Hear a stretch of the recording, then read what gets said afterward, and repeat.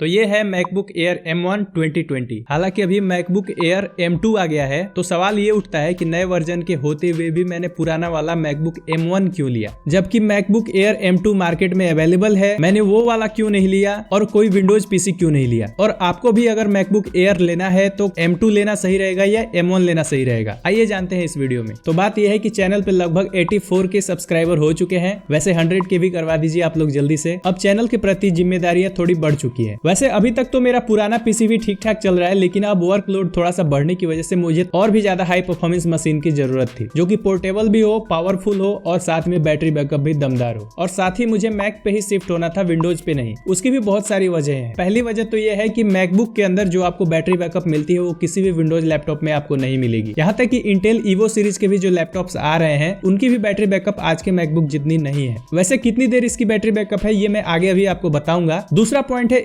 Smoothness. MacBook के अंदर जो स्मूथ एक्सपीरियंस आपको मिलता है वो विंडोज में आपको नहीं मिलेगा। तीसरा पॉइंट है थिन एंड लाइट। विंडोज में अगर आप थिन एंड लाइट लैपटॉप लेते हैं तो उसकी परफॉर्मेंस उतनी बढ़िया आपको नहीं मिलेगी। और जो हाई परफॉर्मेंस वाले लैपटॉप्स आते हैं जिनके अंदर मोटे मोटे ग्राफिक्स कार्ड लगे रहते हैं, वो लैपटॉप्स भारी और बल्कि मिलेंगे आप। इसके साथ ही उन लैपटॉप में ग्राफिक कार्ड होने की वजह से, हार्डवेयर मजबूत होने की वजह से बैटरी बैकअप भी नहीं मिलेगा। और जिस रेंज में मैंने मैकबुक एयर M1 लिया है, उस रेंज में विंडोज लैपटॉप में ऐसी बिल्ड क्वालिटी और ऐसी स्क्रीन क्वालिटी भी शायद ही देखने को मिले। चौथा रीजन है ट्रैक पैड। जैसा कि मैंने कहा कि मुझे एक पोर्टेबल मशीन चाहिए जिसको मैं कहीं लेके यूज कर सकूं, कहीं भी जाऊं तो साथ में मेरे रहे और मेरा काम न रुके, मैं काम करते रहूं। तो जो भी काम करना है वो ट्रैक पैड के ऊपर ही करना है। तो मुझे नहीं लगता कि विंडोज में कोई भी ऐसा लैपटॉप है जो मैकबुक के ट्रैक पैड को टक्कर दे सके। मैकबुक के ट्रैक पैड की एक अलग ही फील है, उसके बारे में भी हम डिटेल में आगे वीडियो में बात करेंगे। तो आइए फटाफट से इसके अनबॉक्सिंग देख लेते हैं। तो डब्बा ओपन करते ही यहाँ पे आपको मिल जाता है सबसे पहले आपका मैकबुक एयर M1। इसके बाद आपको मिलता है एक Type-C to Type-C USB cable. इसके बाद मिलता है कुछ डॉक्यूमेंट पेपर, एप्पल का लोगो भी मिल जाता है। साथ में मिलता है आपको 30 वाट का एक पावर अडाप्टर।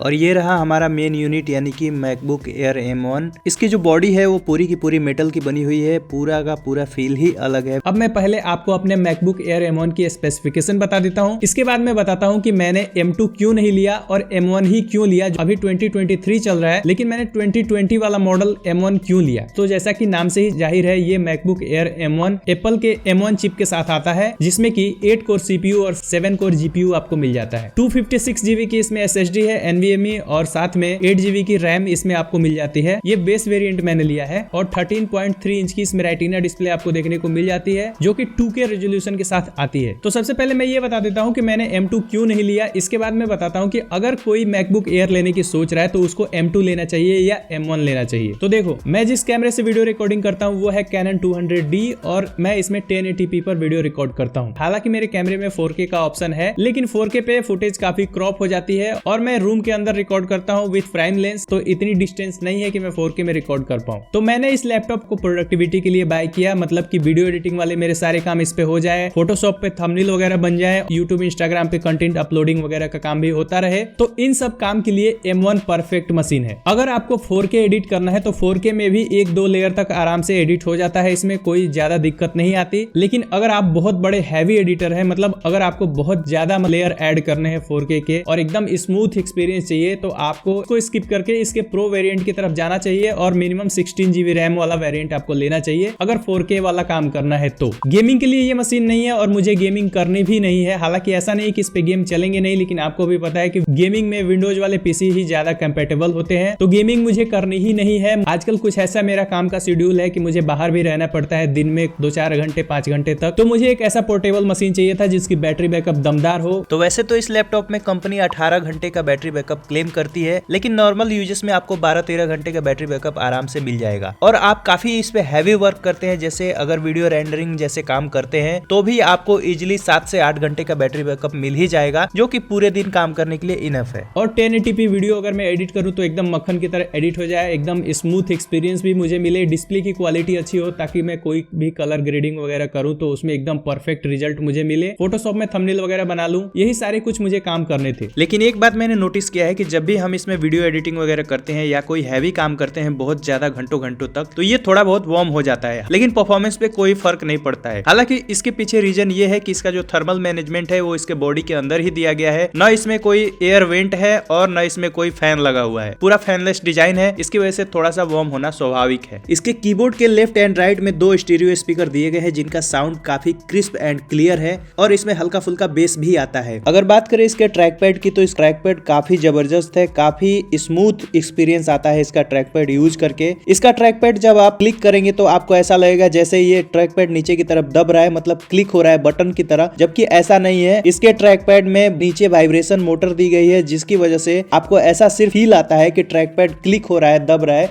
जबकि ऐसा नहीं है। ट्रैक पैड क्लिक नहीं होता है, सिर्फ नीचे वाइब्रेशन के माध्यम से आपको ये क्लिक जैसा फील कराता है। तो इसकी जितनी भी क्वालिटी है वो मेरे लिए इनफ है। अब M2 की अगर मैं बात करूं तो एयर M2 में इससे बहुत ज्यादा जमीन आसमान का फर्क नहीं है। परफॉर्मेंस में थोड़ा बहुत ही फर्क है, उसमें 18 से 20% ज्यादा परफॉर्मेंस आपको मिलती है। उसमें जो GPU वाले कोर्स हैं वो कोर्स उसके अंदर ज्यादा है M2 के अंदर, और थोड़े बहुत और चेंजेस किए गए हैं, लेकिन प्राइस में बहुत ज्यादा डिफरेंस है। ये मैकबुक एयर M1 मुझे 80K के आसपास मिला है, जबकि अगर मैं M2 लेने जाऊंगा तो वो मुझे 1,10,000 के आसपास पड़ेगा। ऐसे में 30,000 रुपए एक्स्ट्रा देके कुछ बहुत ज्यादा एक्स्ट्रा वैल्यू मुझे वहां पे नहीं मिल रही थी बेस वेरिएंट के अंदर। मैंने सोचा कि जब ये मेरी रिक्वायरमेंट फुलफिल कर ही रहा है तो मैं क्यों 30,000 रुपए एक्स्ट्रा देने जाऊं। और अगर मैं इसी प्राइस रेंज के विंडोज लैपटॉप से इसको कंपेयर करूं तो सिर्फ एक गेमिंग को और बड़ी स्क्रीन को छोड़ के और किसी मामले में विंडोज लैपटॉप इसको टक्कर नहीं दे सकता है। अगर थिन एंड लाइट लैपटॉप की बात की जाए तो मैकबुक एयर M1 के अंदर इतने पतले फॉर्म फैक्टर में आपको इतना पावरफुल मशीन दिया जा रहा है, तो क्लियर हो गया कि M2 की प्राइस 30,000 रुपए ज्यादा थी और बहुत ज्यादा मुझे वैल्यू नहीं मिल रही थी प्राइस के अकॉर्डिंग। और यहाँ मैकबुक एयर M1 मेरी जो रिक्वायरमेंट है उसको काफी कम प्राइस में फुलफिल कर रहा था, इसीलिए मैंने इसको बाय किया। अब बात करते हैं कि अगर 2023 में मैकबुक एयर लेने की सोच रहे हैं तो क्या आपको M2 लेना चाहिए या M1 लेना चाहिए। तो मेरे हिसाब से अगर आपको गेमिंग करनी है तो फिर तो आपके लिए न एयर M1 है न एयर M2 है। लेकिन अगर आपको प्रोडक्टिविटी वाले काम करने हैं, नॉर्मल अपने डे टू डे टास्क करने हैं, फोटोशॉप के ऊपर काम करना है, कुछ ग्राफिक इंसेंटिव काम करना है, वीडियो एडिटिंग करनी है, अगर 4K एडिट भी करना है, नॉर्मल ब्लॉग टाइप के वीडियो बनाते हैं, 1-2 लेयर से आपका काम चल जाता है, तो 4K टाइप भी वीडियो आराम से एडिट कर सकते हैं। फाइनल कट प्रो पे कोई दिक्कत नहीं है, डाविंसी रिजॉल्ट पे कोई दिक्कत नहीं है, प्रीमियर प्रो भी आराम से चल जाता है, कोई दिक्कत नहीं है। हाँ, लेकिन फाइनल कट प्रो चूंकि एप्पल का ही प्रोडक्ट है तो वो इस पे जितना स्मूथ चलता है उतना प्रीमियर प्रो नहीं चलता। हालांकि डाविंसी रिजॉल्ट भी इस पे बहुत अच्छा परफॉर्मेंस देता है और फोटोशॉप वगैरह तो भाई मक्खन चलते हैं, उसमें कोई दिक्कत ही नहीं है। हालांकि एक छोटी सी प्रॉब्लम मुझे ये लगी कि पोर्ट्स काफी कम दिए गए हैं। इसमें राइट साइड में सिर्फ आपको एक 3.5 mm हेडफोन जैक मिल जाता है और लेफ्ट साइड में यहाँ पे